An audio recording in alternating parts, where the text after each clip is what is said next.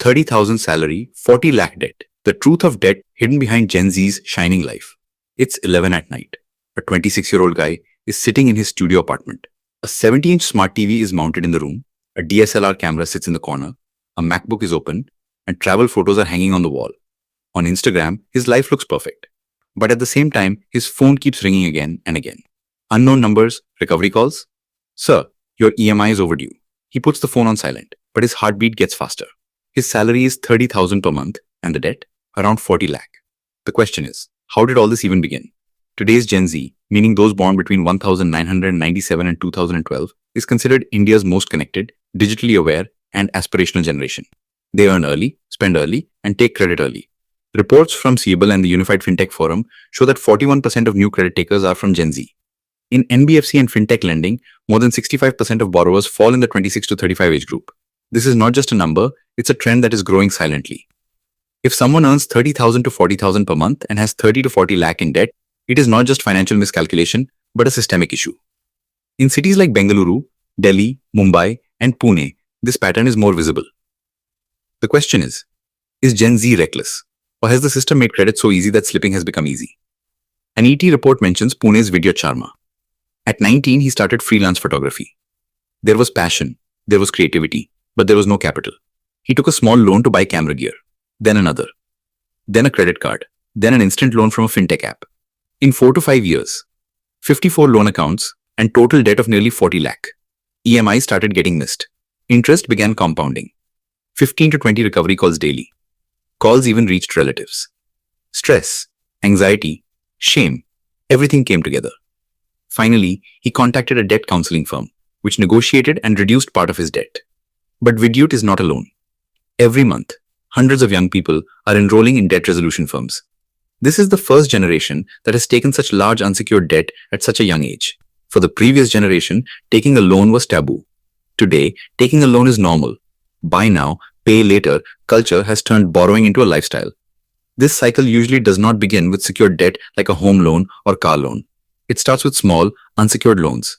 An instant app loan of 10,000, a personal loan of 50,000, 1 lakh credit card outstanding, a loan for travel, EMI for gadget upgrade, no cost EMI for a career course. The beginning looks harmless. Processing is easy. KYC is online. Approval is instant. But the annual percentage rate, from 18% to 48%, minimum due payment, the principal hardly reduces, the interest keeps increasing. According to CRIF Highmark and UFF reports, about 26% of loans are overdue by more than 90 days.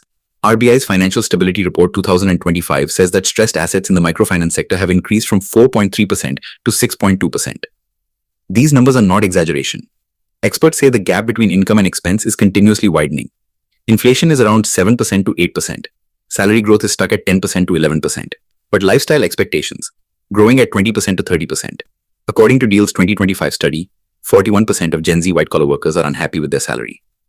14% say salary doesn't even cover basic expenses.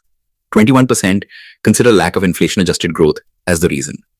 When income pace is slow and expense pace is fast, credit becomes the easiest option to fill the gap. The technological factor is the biggest catalyst. Fintech apps, digital lending platforms, UPI credit lines, BNPL models. Credit is just a tap away on the phone screen. No collateral, no paperwork, instant dispersal. But annual percentage rate and penalty clauses are rarely highlighted. Paying the minimum due on a credit card feels easy, but the unpaid amount compounds at 3% to 4% monthly interest. That means 36% to 48% annually. Experts say that many salaried clients aged 25 to 30 have 8 to 9 credit cards. They rotate loans, pay one card with another card, close one app loan with another app loan. This is a debt spiral. Banks and fintech companies are revenue-driven. High annual percentage rate is lucrative. In the early stage, underwriting is weak. Loans are approved beyond repayment capacity. Over-leveraging builds silently. Social media adds fuel to this fire. Instagram reels, travel vlogs, gadget unboxing, luxury lifestyle, comparison is constant. The previous generations did not have this comparison machine. Today's Gen Z lives in comparison mode. Peer pressure is subtle, but powerful. A Paisabazaar survey says 27% of personal loans are taken for travel. In Tier 2 and Tier 3 cities too, loans from 50,000 to 5 lakh are taken for travel. The psychological factor is also deep. The middle class comfort level has increased. Parents struggled. Children saw relative comfort. Job hopping is common. The mindset of I'll earn more soon, I'll repay soon is prevalent. Instant gratification culture is strong, but debt compounds faster than income. Now the question, is every debt bad? No. It is important to understand the difference between good debt and bad debt. Good debt creates assets. Home loan, education loan, business loan. Bad debt funds consumption. Gadgets, travel, lifestyle upgrades. The problem is that 55% of household debt falls in the unsecured category. That means not asset creation, but consumption funding. Red flags are clear. Paying only the minimum due on credit cards. Missing EMIs. Debt to income ratio above 50%. FOIR above 70%. Using BNPL for basic needs. Credit utilization reaching 80% to 90%. These signs show that the financial stress threshold is being crossed. If more than half of your income is going into EMI, survival becomes tight. If there is no emergency fund, then any unexpected expense directly triggers debt. In the era of AI automation and job uncertainty, income stability is not guaranteed. An emergency fund covering 6 months of expenses is the minimum cushion. What is the solution? First, awareness. Before taking a loan, understand the annual percentage rate. Second, keep debt to income below 30%, ideally around 20%. Keep credit utilization below 30%. Third, avoid unsecured loans unless absolutely necessary. Fourth, develop the discipline of full payment on credit cards. Fifth, focus on income growth, skill upgrade, side income, freelancing. Strengthen the income side. The regulatory angle is also important. RBI has tightened digital lending guidelines. Transparent disclosure, cooling off period, grievance redressal. These measures are for borrower protection. But the final responsibility is also of the borrower. Gen Z is ambitious. It is driving the consumption economy. It plays a role in startups, e-commerce, fintech growth. But if the debt trap becomes widespread, financial stability risk will increase. Stress, mental health issues, credit score damage. The long-term impact is deep. The financial literacy gap is a big reason. At the school level, money management education is limited.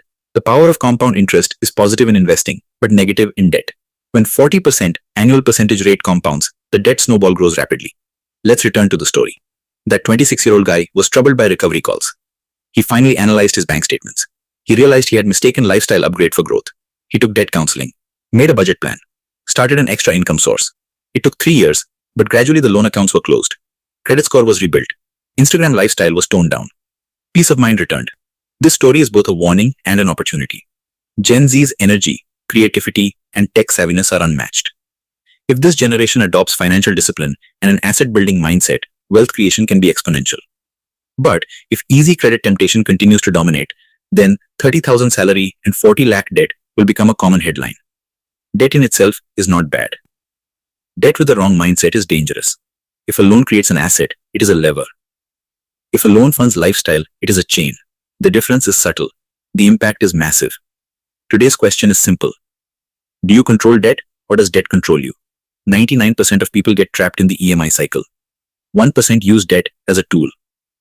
The choice is in the hands of the generation. Shiny lifestyle reels are temporary.